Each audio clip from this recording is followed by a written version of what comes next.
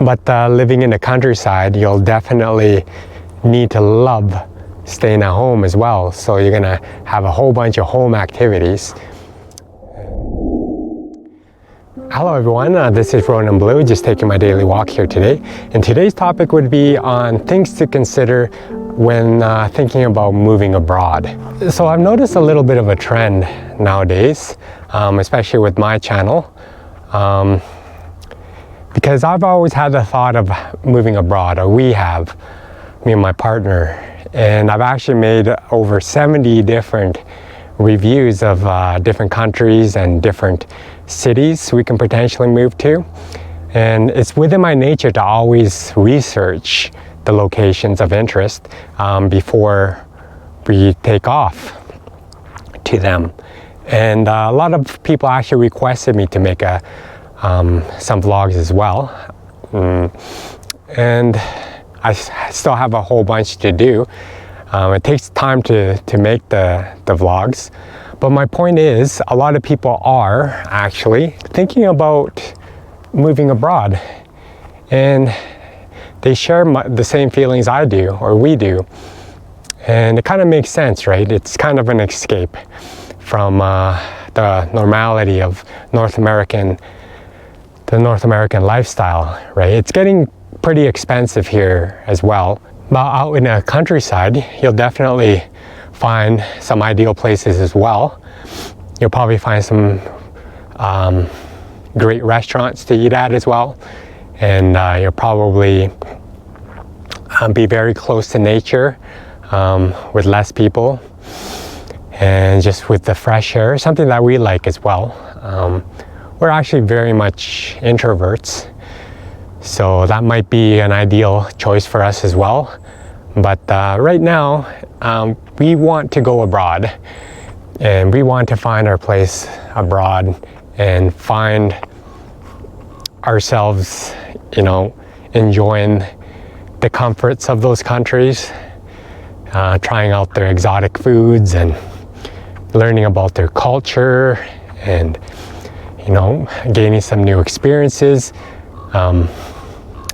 So the mindset is a little different, right? The country, living in the countryside versus going abroad. So both ways would be ways to stretch your dollar though. But if you do decide to live in the countryside, your car will probably become your best friend, because you'll be driving around wherever the roads could take you. And it'd be a nice experience as well, I suppose. But I just feel it's be a little bit isolated, especially maybe during the winter season. Who knows, right?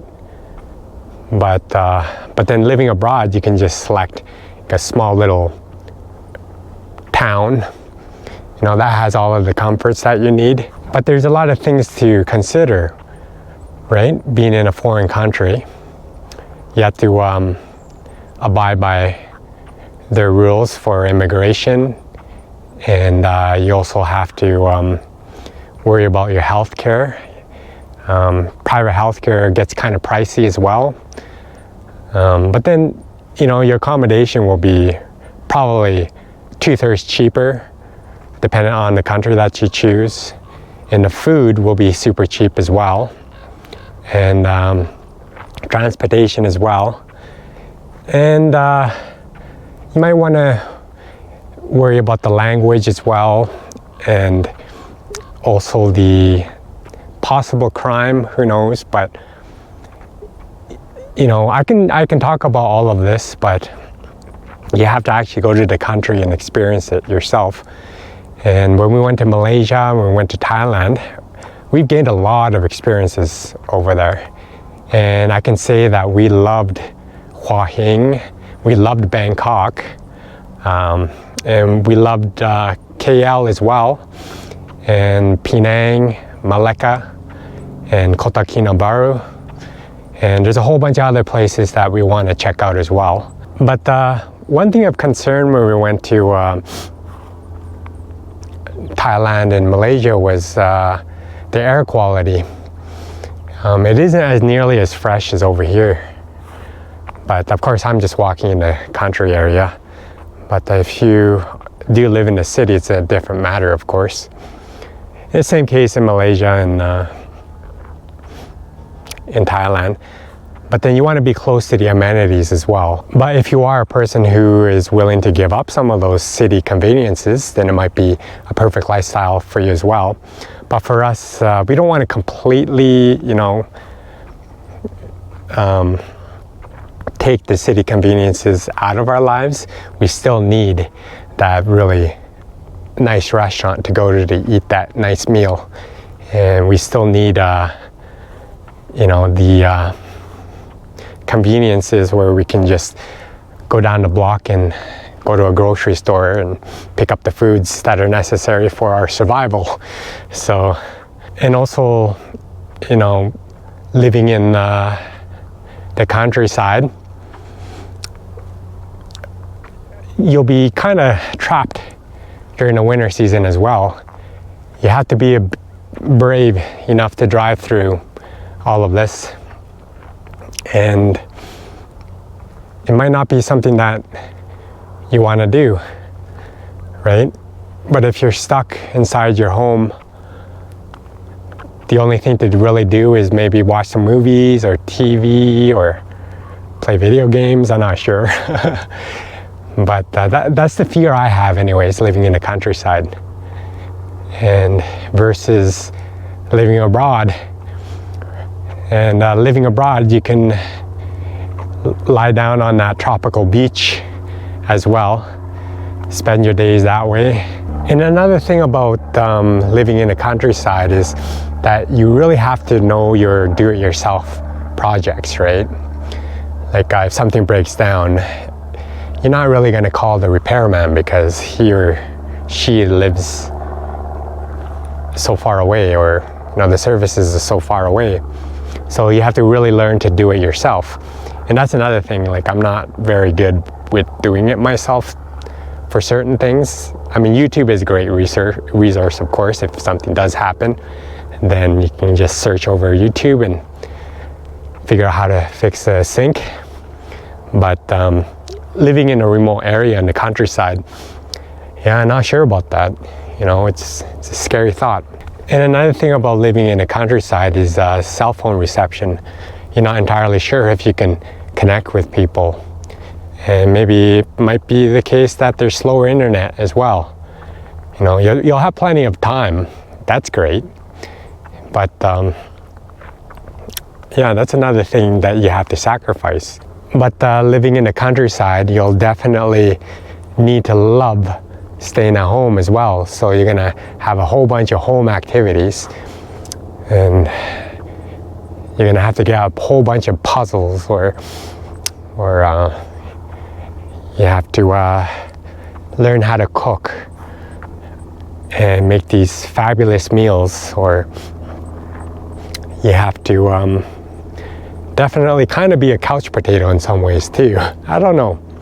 That's just the image that I have anyways, living in the countryside versus having to go abroad.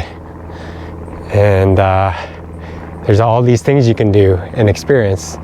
You can stretch your dollars and experience more with the amount of money that you have. But maybe one good benefit of living in the countryside is you'll have a much more closer knit community as well. Maybe that's another thing, you'll be able to make closer friends. And but sometimes living in a kind of a smaller community, everybody knows everything about you. So you'll have a lack of privacy as well. But if you're a social butterfly, it might be really good for you as well. But of course, these are just my random thoughts on the differences between living in the countryside and living abroad. I mean, both have come onto our plate, but we felt that living abroad would be much more adventurous for us. So, and we love that city convenience as well. So, and it might be different for you, who knows, but there's no real perfect place as well. You know, we're all in search of the perfect place, and each of us are unique. You know, our backgrounds are different. So some of us are introverts, some of us are extroverts, depending on the situation and the place. But we adapt too. So, but then you always have the option of going home, you know. If you're abroad, if you don't necessarily like it and you're not attached to any property that you purchase and you're renting overseas, then you always have the option of coming home as well. But yeah, in the countryside, who knows? It might be a little bit harder for you to come home because you'll have, well, a property there. I think I'll end my vlog here today. Tell me what you think of the things to consider, either moving abroad or moving to the countryside in the comment section below. Which would you choose? If you like this vlog, please don't forget to give me a like, subscribe if you haven't already, and hit that notification bell for more of my coming content here. Thank you for watching my vlog. Be free, gain wealth, and travel far.